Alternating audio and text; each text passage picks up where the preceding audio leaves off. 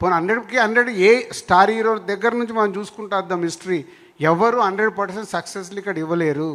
Example నేను మన మధ్యాహ్నం పవన్ కళ్యాణ్ గారు ఖుషీ టు గబ్బర్ సింగ్ 10 years పీరియడ్లో ఒక జల్సా, ఒక గుడ్ ఫీలింగ్ వచ్చింది. 10 years కానీ ఆయన స్టార్ ఇమేజ్ ఇంత కూడా కదలలే. ఎందుకు? వెయిటింగ్. ఎప్పుడో ఒక మంచి సినిమా వస్తుంది, ఎప్పుడో ఒకటి. హీరోలకైతే అసలు ఏమీ కాదు నా లెక్కన. వాళ్ళు ఒకరోజు కొడతారు, మళ్ళీ వెళ్తారు, కొడతారు, వెళ్తారు, పడతారు, లేస్తారు. వాళ్ళకు సమస్య కాదు, మాకు డేంజర్. డైరెక్టర్లకి ప్రొడ్యూసర్లకి డేంజర్. సినిమాలు ఫ్లాప్ వచ్చినాయి అనుకో, నా డబ్బు పోతూ ఉంటుంది, నేను నిలదొక్కుకోవడం కష్టం. డైరెక్టర్లకు ఫ్లాప్లు వచ్చిన 3వ సినిమా తర్వాత డైరెక్టర్ని ఎంకరేజ్ చేయరు. కానీ హీరోలకు ఏమీ కాదు. So is good heart. కాబట్టి నేను నెక్స్ట్ కంటిన్యూ అవుతున్నాను. ఒక జర్నీ చేస్తే కానీ అర్థం కాదు. విజయ్ రాజుగారు లైటర్ నోట్లో ఒక విషయం. So Vijay will take next question.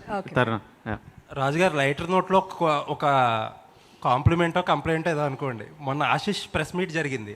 అక్కడ మా వాళ్ళు అందరూ అన్నారు, బొమ్మరిల్లు డాడీ లాగా ఆశిష్ని మాట్లాడినవ్వకుండా మీరే మాట్లాడేస్తున్నారు.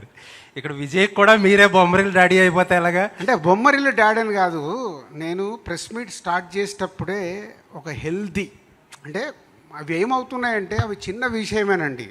చిన్నది ఏదో మాట్లాడుతున్నప్పుడు ఒక్క రాంగు పదము దొర్లినా ఇదంతా పక్కకి వెళ్ళిపోయి ఆ 1%. మా సినిమాలో బ్యూటిఫుల్ డైలాగ్ ఉంది, బామ్మ చెప్పే డైలాగ్, 99 మంచి పనులు చేసినవి మర్చిపోతారమ్మా, ఒక్కటి తప్పు చేస్తే వాడికి ప్రాబ్లం వస్తుంది అని. ఈజ్ క్యారెక్టర్ 99 అమ్మాయితోనే చెప్తుంది.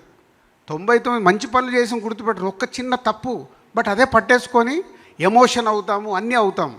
సో మన లైఫ్ కూడా అంతే. మేము 99 మంచి ఇచ్చినా గుర్తుపెట్టుకోరు, దీంట్లోకి వెళ్ళి ఒక్క రాంగ్ వర్డ్ వెళ్తే ఆహా ఇప్పుడు అదే పైకి వెళ్ళిపోయి, ఈరోజు సొసైటీ అలా ఉంది, అదే పైకి వెళ్ళిపోయి దాన్నే హెడ్లైన్స్.